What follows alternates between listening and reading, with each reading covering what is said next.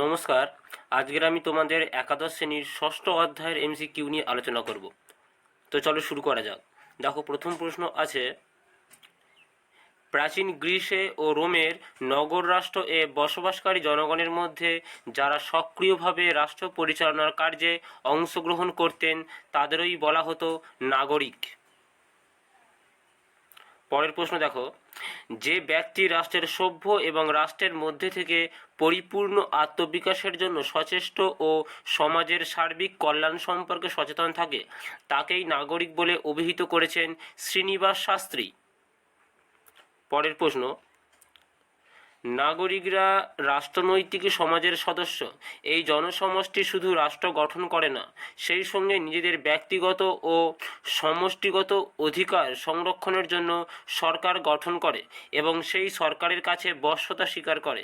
কিন্তু রাষ্ট্রের প্রতি আনুগত্য প্রদর্শন এবং তার বিনিময়ে অধিকার ভোগ করলেই একজন নাগরিকের কর্তব্য শেষ হয় না।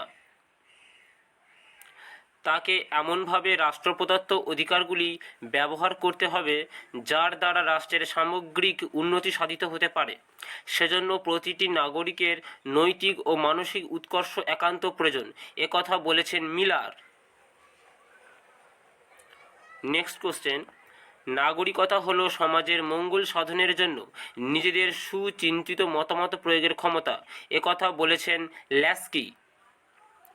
পরের প্রশ্ন দেখো, নাগরিকতা অর্জন করা যায় দুইটি উপায়ে। পরের প্রশ্ন, একটি রাষ্ট্রের স্থায়ী বাসিন্দা হলো নাগরিক। পরের প্রশ্ন, যারা জন্মসূত্রে নাগরিকতা অর্জন করে তাদের বলা হয় স্বাভাবিক নাগরিক। পরের প্রশ্ন, কৃত্রিম উপায়ে অর্থাৎ অনুমোদনের দ্বারা নাগরিকতা অর্জনকারীদের বলা হয় অনুমোদনসিদ্ধ নাগরিক। পরের প্রশ্ন, শিশু যে কোনো রাষ্ট্রেই জন্মগ্রহণ করুক না কেন সে তার পিতামাতার নাগরিকতা উত্তরাধিকার সূত্রে লাভ করবে, অর্থাৎ তার পিতামাতা যে রাষ্ট্রের নাগরিক শিশুটিকেও সেই রাষ্ট্রের নাগরিক বলে গণ্য করা হবে। এই নীতিটিকে বলা হয় রক্তের সম্পর্ক নীতি।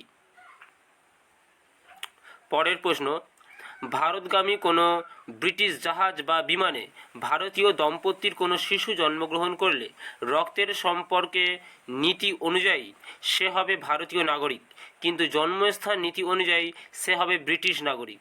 এরূপ সমস্যার সমাধান করার জন্য যে পদ্ধতি অনুসরণ করা হয় সেটি হলো, প্রাপ্তবয়স্ক হবার পর সংশ্লিষ্ট ব্যক্তি স্বেচ্ছায় ভারত অথবা ব্রিটেনের মধ্যে যে কোনো একটি দেশের নাগরিকতা বেছে নিতে পারবে, অর্থাৎ তার উপর নির্ভর করবে সে কোন রাষ্ট্রের নাগরিকতা গ্রহণ করবে। পরের প্রশ্ন দেখো, দ্বিজাতিত্ব বা দ্বৈত নাগরিকতার সমস্যার সমাধানের পদ্ধতিটি হলো, সংশ্লিষ্ট দুটি রাষ্ট্র নিজেদের মধ্যে চুক্তি সম্পাদনের মাধ্যমে ওই সমস্যা সমাধান করে নিতে পারে। পরের প্রশ্ন, যে রাষ্ট্রের অভ্যন্তরে শিশু জন্মগ্রহণ করে তাকে সেই রাষ্ট্রের নাগরিক বলে গণ্য করার নীতিটিকে বলা হয় জন্মস্থান নীতি। পরের প্রশ্ন, নাগরিকতা অর্জনের জন্য রক্তের সম্পর্ক নীতিটি অনুসৃত হয় এই তিনটি রাষ্ট্রের সবগুলোতেই, অর্থাৎ ফ্রান্সেও হয়, সুইজারল্যান্ডেও হয় ও সুইডেনেও হয়। পরের প্রশ্ন, বর্তমানে নাগরিকতা অর্জনের জন্মস্থান নীতিটি অনুসৃত হয় আর্জেন্টিনায়।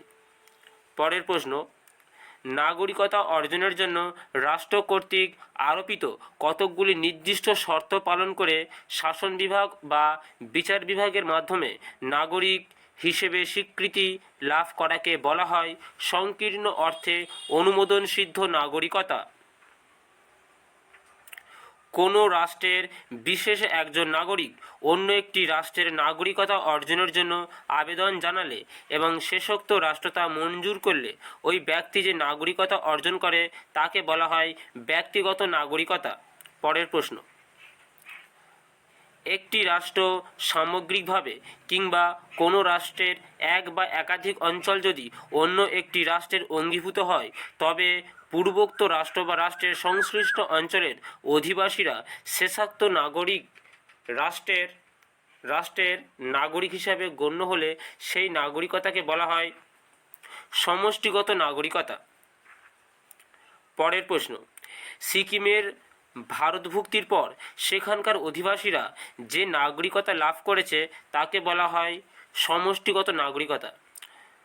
এখানে বলে রাখি, সিকিম ভারতে অন্তর্ভুক্ত হয়েছিল 1975 সালে।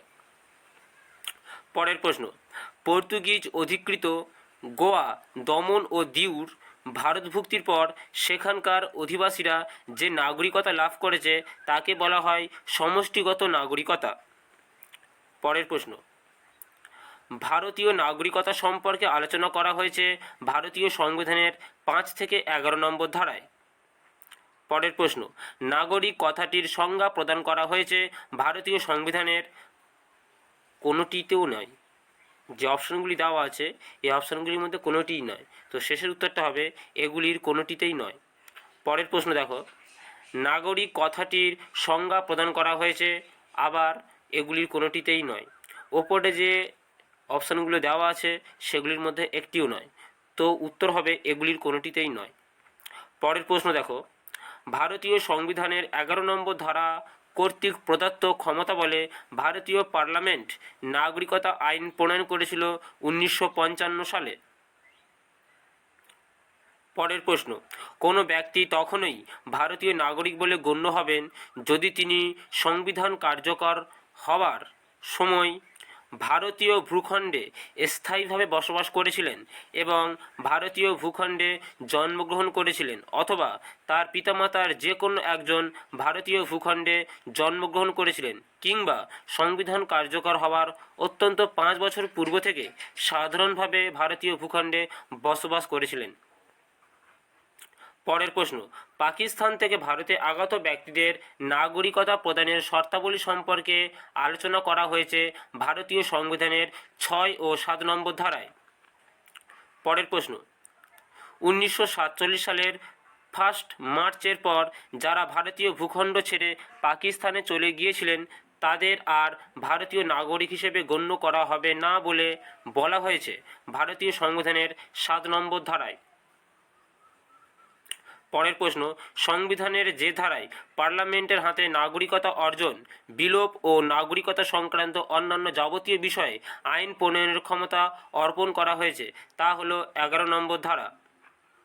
পরের প্রশ্ন, কোনো শিশুকে জন্মসূত্রে ভারতীয় নাগরিক বলে গণ্য করার অন্যতম মানদণ্ড হলো তাকে জন্মগ্রহণ করতে হবে 1950 সালের 26শে জানুয়ারি বা তারপরে, কিন্তু 1987 সালের 1 জুলাই এর পূর্বে।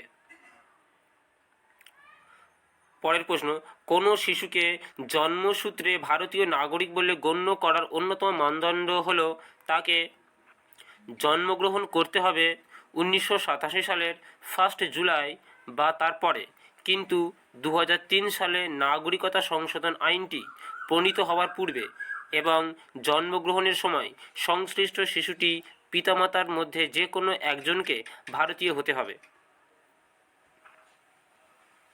পরের প্রশ্ন দেখো, কোনো ব্যক্তির জন্মের সময় তার পিতা যদি ভারতীয় নাগরিক হয়ে থাকেন তাহলে সে সময়ে জন্মালে রক্তের সম্পর্কের ভিত্তিতে সেই ব্যক্তি ভারতীয় নাগরিক বলে গণ্য হবেন, তা হলো 1950 সালের 26শে জানুয়ারি বা তারপরে, কিন্তু 1992 সালের 10ই ডিসেম্বরের পূর্বে।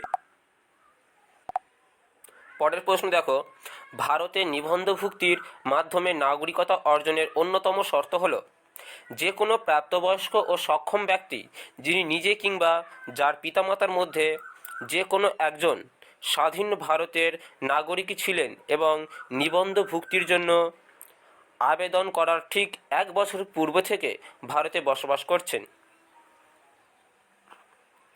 পরের প্রশ্ন দেখো, ভারতে নিবন্ধভুক্তির মাধ্যমে নাগরিকতা অর্জনের অন্যতম শর্ত হলো সেই সব ভারতীয় বংশোদ্ভূত ব্যক্তি যারা নিবন্ধভুক্তির জন্য আবেদন করার পূর্বে সাধারণভাবে ভারতে বসবাস করেছেন 7 বছর ধরে। পরের প্রশ্ন, ভারতে দেশীয়করণের মাধ্যমে নাগরিকতা অর্জনের জন্য অনুসৃত পদ্ধতিটি হলো ভারত সরকারের কাছে আবেদনের মাধ্যমে একজন বেআইনি পরিযায়ী ছাড়া অন্য যে কোনো বিদেশি রাষ্ট্রের যে কোনো প্রাপ্তবয়স্ক ও সক্ষম ব্যক্তি কেন্দ্রীয় সরকারের সন্তুষ্টি সাপেক্ষে তৃতীয় তফসিল অনুযায়ী দেশীয়করণ পদ্ধতিতে ভারতীয় নাগরিকতা অর্জন করতে পারেন। পরের প্রশ্ন, দেশীয়করণের ক্ষেত্রে 1955 সালের নাগরিকতা আইনের তৃতীয় তফসিলে বর্ণিত যে কোনো শর্ত বা যাবতীয় শর্ত কেন্দ্রীয় সরকার প্রত্যাহার করে নিতে পারে যদি ওই সরকার মনে করে যে আবেদনকারী বিশেষ অবদান রেখেছেন বিজ্ঞান, দর্শন, কলা, সাহিত্য, বিশ্বশান্তি ও মানবজাতির অগ্রগতিতে। পরের প্রশ্ন দেখো, কোনো অঞ্চলের অন্তর্ভুক্তির মাধ্যমে ভারতীয় নাগরিকতা অর্জনের উদাহরণ হল সিকিমের ভারতভুক্তি। এটা 1975 সালে হয়েছিল। কোনো ভারতীয় নাগরিকের নাগরিকত্বের অবসান ঘটবে নির্দিষ্ট পদ্ধতি অনুযায়ী ঘোষণা প্রদান এবং সেই ঘোষণা নির্দিষ্ট কর্তৃপক্ষের কাছে নিবন্ধভুক্ত করার মাধ্যমে স্বেচ্ছায় নাগরিকত্ব পরিত্যাগ করলে। পরের প্রশ্ন, কোনো রাষ্ট্রগুলিতে জন্মসূত্রে নাগরিক ও আইন অনুমোদিত নাগরিকদের মধ্যে পার্থক্য করা হয়? সবগুলিতে, অর্থাৎ ফ্রান্সেও হয়, বেলজিয়ামে হয়, মার্কিন যুক্তরাষ্ট্রতেও হয়। এই অধ্যায়ের শেষ প্রশ্ন হলো, বিদেশিরা ড্যাশ অধিকারটি ভোগ করে না? বিদেশিরা রাজনৈতিক অধিকারটি ভোগ করতে পারে না। তো এই ছিল তোমাদের এই অধ্যায়ের এমসিকিউ সলভ। আশা করি তোমাদের ভালো লেগেছে। যদি ভালো লাগে তাহলে অবশ্যই আমাদের চ্যানেলটিকে সাবস্ক্রাইব করবেন। ধন্যবাদ।